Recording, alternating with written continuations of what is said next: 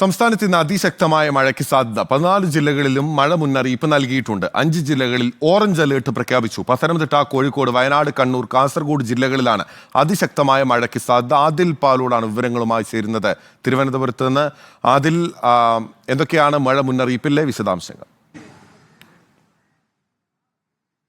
കാലവർഷം സജീവമാവുകയാണ്. 5 ജില്ലകളിൽ orange alert പ്രഖ്യാപിച്ചിരിക്കുന്നു. Pathanamthitta, Kozhikode, Wayanad, Kannur, Kasaragod ജില്ലകളിലാണ് മുന്നറിയിപ്പ് നൽകിയിരിക്കുന്നത്.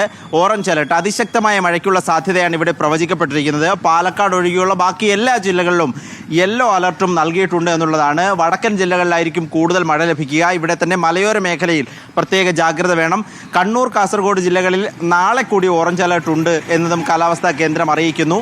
ഒപ്പം മത്സ്യബന്ധനത്തിന് ഇന്ന് മുതൽ 3 ദിവസത്തേക്ക് കർശനമായ വിലക്കാണ് കേരള തീരത്ത് ഏർപ്പെടുത്തിയിരിക്കുന്നത്.